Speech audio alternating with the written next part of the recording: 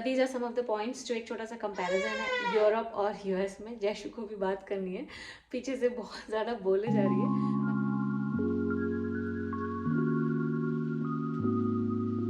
Hello everyone, welcome back to the channel. Hope आप सब बहुत ही अच्छे होंगे। मैं हूँ बिलाशा। और जब हम यहाँ मूव हुए थे यूरोप में, तो काफ़ी सारे लोग जो यूएस के हैं और इंडिया के जो लोग हैं जो फॉलो करते हैं चैनल को, उन सब ने पूछा था कि यूएस में और यूरोप में क्या फ़र्क है। तो थोड़ा बैकग्राउंड बताती हूँ आपको। यूएस में हम लोग 6 ईयर्स रहे हैं। अने जब 2 ईयर्स का था उस टाइम पे मैं वहाँ गई थी। और नाउ अने इज़ अराउंड 8.5 ऑलमोस्ट 9 ईयर्स। दिसंबर में उसका बर्थडे आने वाला है। तो इनिशियली तो कंपेयर करना थोड़ा सा मुश्किल था। In fact there is no comparison, but हाँ, हर एक कंट्री का या हर एक जगह का ना इफ्स एंड बट्स होते हैं, प्रोज एंड कॉन्स होते हैं। तो मैं वही सब कुछ आज आप लोगों के साथ में शेयर करूंगी। तो जब हम इनिशियली यहाँ पर आए थे तो सबसे बड़ी प्रॉब्लम हुई थी लैंग्वेज की। यूएस में सब जगह इंग्लिश कल्चर है, English language is only spoken everywhere most of the places में। बट यहाँ नेदरलैंड्स में जब हम आए थे तो यहाँ पर Dutch language is the primary language. तो बहुत ज़्यादा प्रॉब्लम हुई थी कम्युनिकेशन में या कोई भी प्रोडक्ट देखने में, ग्रोसरी स्टोर्स में, सब जगह है ना डच लैंग्वेज में ही प्रोडक्ट्स मिलेंगे। तो गूगल ट्रांसलेटर ने बहुत हमारी मदद की। बहुत हमने सर्च कर कर के सब चीज़ें पढ़ने की कोशिश की। जो लेटर्स भी आते थे यहाँ पर घर में, क्योंकि बहुत सारे है ना लेटर्स आते हैं जैसे मेल बॉक्स में, वो सब कुछ भी डच लैंग्वेज में ही आता था। तो हम ट्रांसलेट कर करके ही सब कुछ समझने की कोशिश करते थे। अभी भी ऐसा नहीं है कि डच लैंग्वेज हमें समझ में आने लगी, बट एटलीस्ट ग्रोसरी स्टोर में अब हमें प्रॉब्लम नहीं होती है, बिकॉज वी नो कि किस सेक्शन में कहाँ पर क्या मिलेगा। तो अब थोड़ा टाइम हो गया है, इसलिए थोड़ा सा एडजस्ट हो गए। So second thing is school. जैसे यूएस में ना जो पब्लिक स्कूल्स हैं वहाँ पर जो प्राइमरी लैंग्वेज है वो इंग्लिश ही है। तो कोई भी प्रॉब्लम नहीं हुई अनय को। जब भी हम कहीं पे भी मूव हुए, जैसे हम टैम्पा से ह्यूस्टन मूव हुए थे, ह्यूस्टन से हम डेनवर मूव हुए थे, आप लोग ने ब्लॉग्स देखे होंगे, तो अनय को कभी भी कोई प्रॉब्लम नहीं हुआ। हमने प्री एडवांस बेसिस पर उसका एनरोलमेंट करा दिया था स्कूल में, और नेक्स्ट डे से उसने स्कूल जाना शुरू कर दिया था। वेरएज यहाँ पर जो स्कूल्स हैं वो मोस्टली उनकी प्राइमरी लैंग्वेज जो है पब्लिक स्कूल की वो है डच लैंग्वेज। तो बच्चे को थोड़ी सी प्रॉब्लम होती है। अगर आप जैसे सपोज थोड़ा से कम टाइमिंग के लिए हैं तो आप इंटरनेशनल स्कूल ही प्रेफर करेंगे, जैसे हमने अनेक को इंटरनेशनल स्कूल में डाला है। लेकिन अगर आप लॉन्ग टर्म के लिए हैं यहाँ पर तो डेफिनेटली आपको डच स्कूल ही देखना चाहिए। यहाँ पे जो इंटरनेशनल स्कूल है ना उनकी फीस रेंज काफ़ी एक्सपेंसिव है, लाइक 6,000 से 20,000 पर ईयर। डिपेंड्स आप किस एरिया में हैं, किस सिटी में है। तो सिटी वाइज थोड़ा सा डिफरेंट है। लाइक ब्रेडा में थोड़ा एक्सपेंसिव था, आइंदवन में थोड़ा सा कम है price, fees I mean. But US में you don't have to pay anything. It's public schools are free of cost completely. Of course वहाँ पे चार्टर स्कूल है या प्राइवेट स्कूल्स हैं, उसकी फीस है। एक बहुत ही अच्छी बात है यूएस में कि विद इन 3 माइल्स के रेंज में आप अपने बच्चे का पब्लिक स्कूल में एडमिशन करा सकते हैं। आपको स्कूल बसेस प्रोवाइडेड होंगी free of cost, no you don't have to pay anything. तो पिकअप एंड ड्रॉप आपके, अगर आप कम्युनिटी में हैं तो कम्युनिटी के बस स्टॉप से हो जाएगा, या अगर आप सपोज घर में रहते हैं, हाउसिंग कम्युनिटी में रहते हैं, तो फिर वहाँ पर एक स्पॉट रहता है जहाँ पर बस स्टॉप रहता है, वहाँ से आप पिकअप एंड ड्रॉप कर सकते हैं बच्चे का। तो ये बहुत ही ज़्यादा कन्वीनियंट है। यहाँ इंटरनेशनल स्कूल का कोई भी बस प्रोवाइडेड नहीं है, हमें खुद ही पिकअप ड्रॉप करना पड़ता है, which is a hassle actually, क्योंकि बहुत ज़्यादा टाइम जाता है उसमें। Every day it's like a duty. तो यूएस में ना बहुत टाइम सेव होता था, एंड एक्चुअली बहुत पीस ऑफ माइंड भी था इस मामले में। स्कूल के मामले में definitely it was very peace of mind. School की एक और बात अगर मैं बताऊं तो यहाँ पे स्कूल्स थोड़े से स्ट्रिक्ट हैं। जैसे कि अनेक स्कूल में अगर सपोज हमें वेकेशन प्लान करनी है या सडन लीव लेनी है तो there is a process which we need to follow. US में ऐसा कुछ नहीं था। आप सिर्फ सुबह कॉल कर दीजिए, जस्ट इन केस आप कॉल भी करना भूल जाएंगे ना तो वहाँ से ईमेल आ जाता था, and then you can just reply on that email कि हाँ बच्चे को आज कोल्ड कफ हुआ है या फीवर आया है या हम वेकेशन पे हैं, what ever it is. But यहाँ पर थोड़ा सा स्ट्रिक्ट है school. They don't give vacations, they don't give leaves apart from जो भी स्कूल की छुट्टियाँ हैं उसके अलावा मिलना बहुत ही मुश्किल है। Next is health care. तो यूएस में जो हेल्थ केयर है इट्स वेरी एक्सपेंसिव। आप इंश्योरेंस भी लेते हैं, और इंश्योरेंस जो होता है आपका कंपनी से टाइट अप होता है। तो सपोज जो भी आप कंपनी में वर्क कर रहे हैं, they will only provide some kind of insurance company जिसको आप टाई अप कर सकते हैं, and then that will be your insurance facilitator. एंड यहाँ पर बहुत ही डिफरेंट है। यहाँ पर हेल्थ केयर बहुत ही अच्छा है। आपको out of pocket maximum 350 euros pay करना पड़ेगा per year, whereas in US almost it's like $12,000। और प्रेगनेंसी के टाइम पर हमने अच्छा खासा अमाउंट पे किया है। तो यहाँ का health care system I must say it's very good.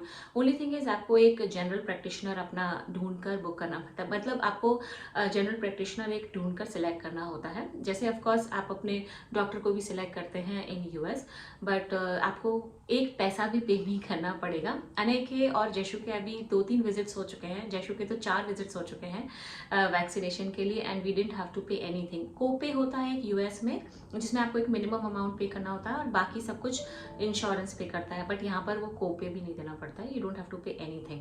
And ये सबसे अच्छी बात है एक्चुअली। हेल्थ केयर में ना बहुत पैसा जाता है यूएस में, जबकि यहाँ पर वो ये बहुत ही पॉजिटिव बात है ये कि यहाँ पर हेल्थ केयर में आपको कुछ भी पे नहीं करना होता है। नेक्स्ट बात करते हैं वर्क कल्चर की या वर्क लाइफ बैलेंस की। तो एक्चुअली यूएस में ना बहुत लॉन्ग आवर्स वर्किंग रहते हैं, वीकेंड्स पे भी काम होता है ऑफ कोर्स, लेकिन नेदरलैंड्स में बहुत ही अच्छी बात ये है कि यहाँ पर शॉर्ट वीक्स रहते हैं। यहाँ पर बहुत ही लिमिटेड टाइम, 9 to 6 का अगर जॉब है तो 9 to 6 के लिए ही काम करना है। वीकेंड्स पे मोस्टली यहाँ पर जो ग्रोसरी स्टोर्स हैं ना वो सब बंद होते हैं संडेज को, और जनरली 6 o'clock ग्रोसरी स्टोर्स बंद हो जाते हैं। कुछ 1-2 हैं जो 9 बजे तक खुले रहते हैं, बट 6 o'clock मतलब 6 o'clock दे विल क्लोज। और संडे को मोस्टली बंद रहते हैं, तो आपको सैटरडे को सब कुछ है ना ग्रोसरी वगैरह अरेंज करके रखनी होती है, जस्ट इन केस अगर वीकेंड पे आप प्लान कर रहे हो कि हम ग्रोसरी करेंगे। तो 6 बजे एक्चुअली ये मुझे थोड़ा पॉइंट है ना ठीक भी नहीं लगता है, क्योंकि जब तक ऑफिस ख़त्म होता है तब तक टाइम हो जाता है ग्रोसरी स्टोर बंद होने का। तो कभी अगर इमरजेंसी में कुछ चाहिए ना तो नहीं लेकर आ सकते हैं, तो थोड़ा सा ना दिमाग में रखना पड़ता है कि सब कुछ स्टॉक में है या नहीं है। सो दिस इज यूएस में ना 11 बजे तक 10 बजे तक वॉलमार्ट वगैरह सब खुला रहता था, तो we were used to it. तो इनिशियली तो बहुत प्रॉब्लम हुई, क्योंकि ट्रैक रखना थोड़ा सा मुश्किल होता था क्या क्या ग्रोसरीज हैं क्या क्या नहीं है, और वीकेंड के लिए अगर वेट करते थे या शाम के लिए वेट करते थे तो मोस्टली गड़बड़ हो जाती थी। अब बात करते हैं सबसे इम्पॉर्टेंट चीज़ की, कॉस्ट ऑफ लिविंग। इस बात पे बहुत ज़्यादा सवाल आए थे कि यहाँ महंगा है या सस्ता है। तो एक्चुअली यूएस का अगर देखें तो यूएस में कुछ जगह हैं जैसे कि न्यूयॉर्क वगैरह है, वहाँ पे थोड़ा सा एक्सपेंसिव है कॉस्ट ऑफ लिविंग, लेकिन बाकी सब जगह ना मॉडरेट है, इट्स नॉट वेरी एक्सपेंसिव। और इंडियन ग्रोसरीज बहुत ही अच्छे प्राइस पे मिल जाती हैं। बहुत सारे स्टोर्स होते हैं, काफ़ी बड़े बड़े स्टोर्स होते हैं जिसमें स्टॉक की प्रॉब्लम नहीं होती है मोस्टली। और इंडियन जो वेजीज हैं वो सब कुछ बहुत ईजिली बहुत अच्छे प्राइस में मिल जाती हैं। लेकिन नीदरलैंड्स में यहाँ पर इंडियन ग्रोसरीज का मुझे बहुत प्रॉब्लम हुआ है। एंड इनिशियली एक्चुअली कुछ स्टोर्स ऐसे हैं जो ओनली ऑनलाइन डिलीवरी करेंगे, कुछ स्टोर्स ऐसे हैं जहाँ पर आप खुद जाकर खरीद सकते हैं, पर बहुत ही छोटे और कंजस्टेड स्टोर्स हैं, हर कुछ अवेलेबल नहीं होता है, and it is way expensive, बहुत ज़्यादा एक्सपेंसिव है। मतलब अगर रेगुलर मैं सब्जी भाजी की बात करूँ ना तो लौकी जो हम इंडिया में बहुत ज़्यादा प्रेफर करते हैं, जो ज़्यादा सबको पसंद नहीं आती, वो यहाँ पर बहुत एक्सपेंसिव है। करेला बहुत एक्सपेंसिव है, भिंडी इज़ वेरी एक्सपेंसिव। अगर आप एक जनरल में बताऊँ तो 900 रुपीज़ केजी के हिसाब से है। तो आप अगर सोचिए हाफ केजी पे अगर आप लेके आते हैं तो ऑलमोस्ट लाइक 4.99 यूरोज़ के हिसाब से मिलती है, क्योंकि 9 यूरोज़ के हिसाब से भी कभी कभी पर केजी मिलता है। तो it's very expensive, pretty expensive. लेकिन यूएस में ना हमेशा हम लोगों को कभी भी प्रॉब्लम नहीं हुई, क्योंकि वहाँ पे काफ़ी सारे बहुत अच्छे अच्छे ना ग्रोसरी स्टोर्स हैं। मैं बस एक नाम बताऊंगी, जैसे Patel brothers is like very common, mostly सब जगह ही है, और बाकी भी बहुत अच्छे अच्छे बड़े बड़े ग्रोसरी स्टोर्स हैं। तो ग्रोसरी के लिए यहाँ पर थोड़ी सी प्रॉब्लम होती है। In general also cost of living हो गया, लाइक गैस है, दूध है, ये सब भी थोड़ा सा महंगा है comparatively to US. But somehow है ना, दूध का और दही का यानी milk and curd, they taste very good over here. I think the quality itself is very good, maybe इस वजह से महंगे होंगे, I don't know, but the curd it's very good. Greek yogurt बहुत ही टेस्टी होता है यहाँ का, नीदरलैंड्स का, एंड अनय को, जयशु को, हम सबको बहुत ज़्यादा पसंद है। अब बात करते हैं ना ट्रांसपोर्टेशन की, क्योंकि ये भी बहुत इंपॉर्टेंट है। जब आप किसी जगह पर रहते हैं ना तो ट्रांसपोर्टेशन वहाँ पर कैसा है।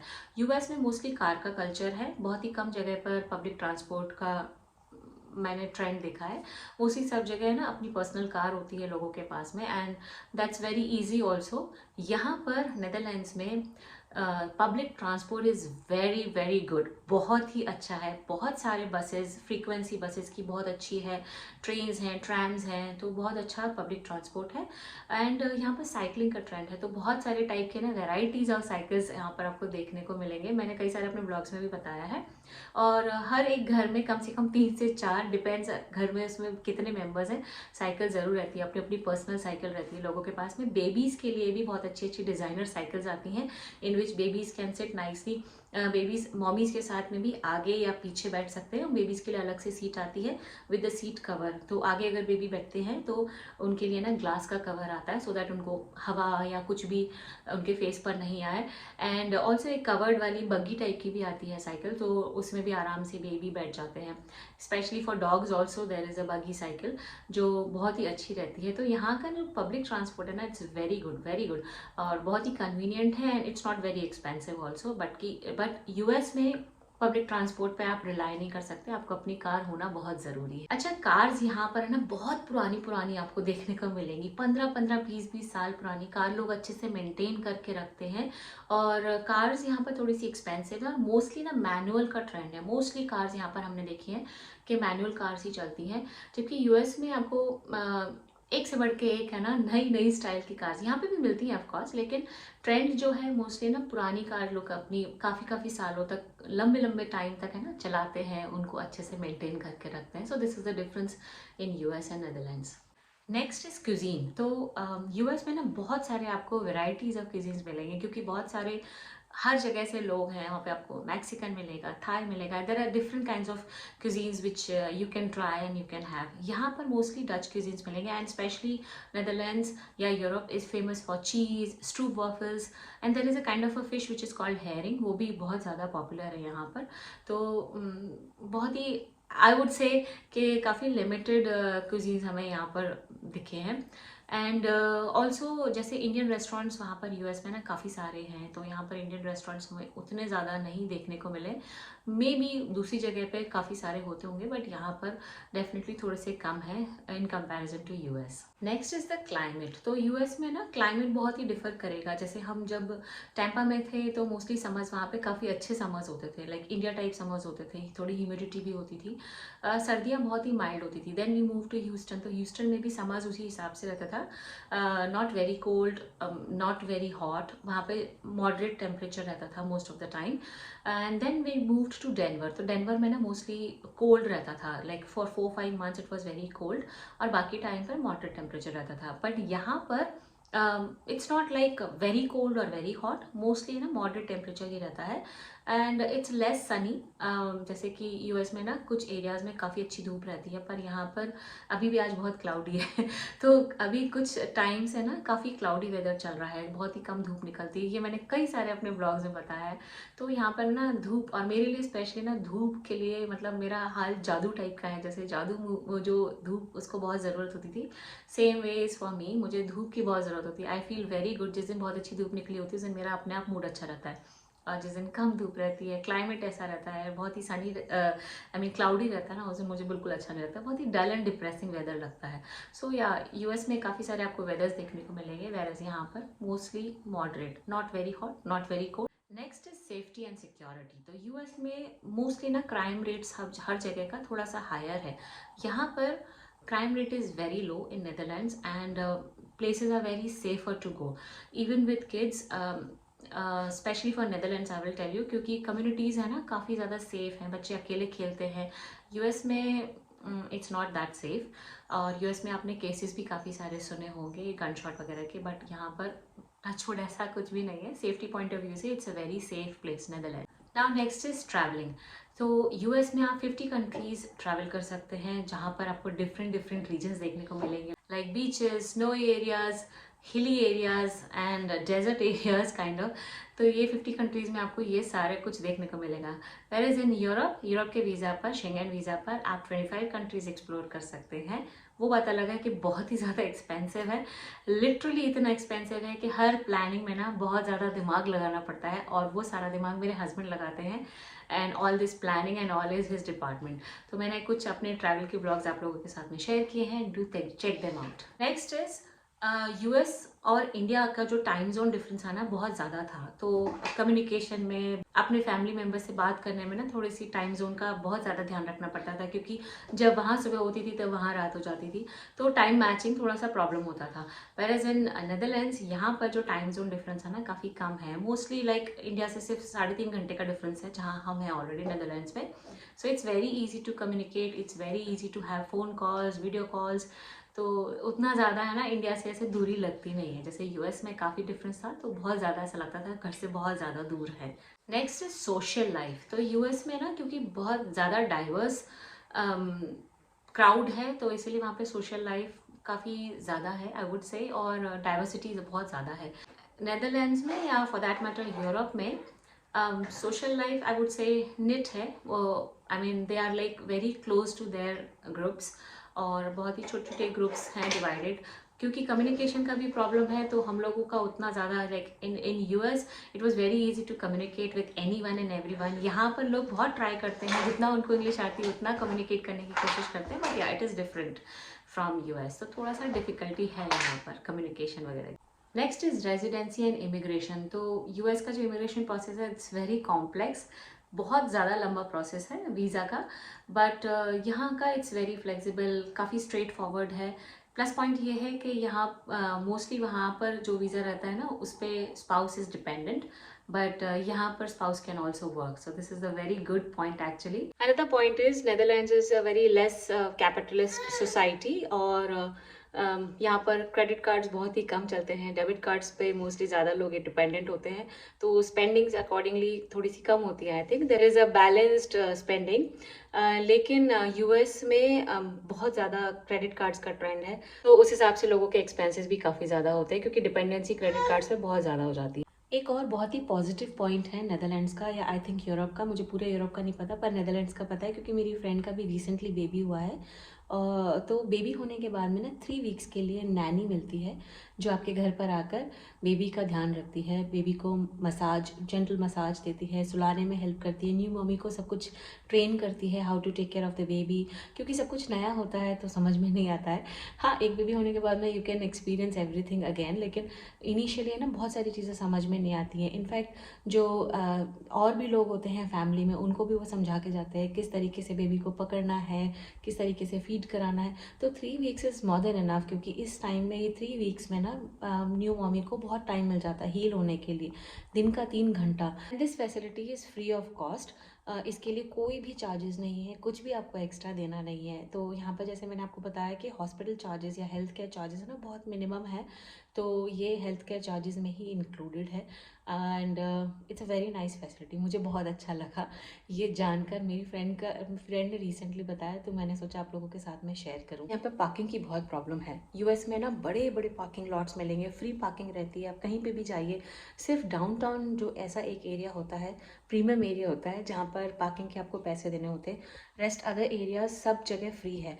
इनफैक्ट कई सारे लोग तो ऐसा करते हैं कि वॉलमार्ट में अपने बड़े बड़े ना ट्रक्स लगा देते हैं, या फिर आरवीज लगा देते हैं, क्योंकि उनके लिए पार्किंग मिलना बहुत मुश्किल होती है, काफ़ी लंबी पार्किंग चाहिए होती है। वॉलमार्ट में या टारगेट में इतने बड़े बड़े पार्किंग लॉट्स होते हैं ना, 2-2 3-3 पार्किंग को वो इंक्लूड करके वहाँ पे पार्क कर सकते हैं। यहाँ पार्किंग के लिए बहुत ज़्यादा प्रॉब्लम है। एक तो पे एंड पार्क है, कहीं पे भी फ्री पार्किंग नहीं है, एक्सेप्ट जो स्टोर्स की पार्किंग होती है वो, एंड वो स्टोर्स की पार्किंग भी बहुत लिमिटेड होती है। अगर बहुत ही कंजेस्टेड एरिया पे स्टोर है तो वहाँ पे भी पार्किंग मिलनी थोड़ी सी मुश्किल होती है, तो यहाँ पार्किंग का प्रॉब्लम है। दूसरा, टॉयलेट्स, यहाँ पर पब्लिक टॉयलेट्स नहीं है। जैसे यूएस में ना किसी भी आप गैस स्टेशन पर रुक जाइए, किसी भी स्टोर में चले जाइए, किसी भी जगह पे भी टॉयलेट और पीने का पानी हमेशा अवेलेबल होगा, हमेशा। लेकिन यहाँ पर वो प्रॉब्लम है, यहाँ पर ना ही तो टॉयलेट्स अवेलेबल है, यू हैव टू पे, और फिर आप यूज़ कर सकते हैं, लेकिन वो पे करने के बाद में भी ना टॉयलेट साफ़ नहीं है। यूएस में ना साफ़ रहते हैं एकदम टॉयलेट, फ्री ऑफ कॉस्ट और एकदम साफ़ सुथरे। तो गैस स्टेशन पे अगर आप रुकते हैं तो ज़रूरी नहीं है कि आपको गैस फिल कराना पड़े, आप सिर्फ रेस्ट रूम यूज़ करके भी जा सकते हैं without filling the gas. No one is going to stop. तो बस यही कुछ पॉइंट्स हैं जो मैंने सोचा मैं इस वीडियो में इंक्लूड करूँगी। जहाँ तक मुझे लगता है मैंने सब कुछ कवर कर लिया है इसमें। फिर भी अगर कुछ रह गया और अगर आपको पता हो या आप यूएस और यूरोप दोनों में रह चुके हैं तो प्लीज़ कमेंट सेक्शन में ज़रूर ड्रॉप करिए।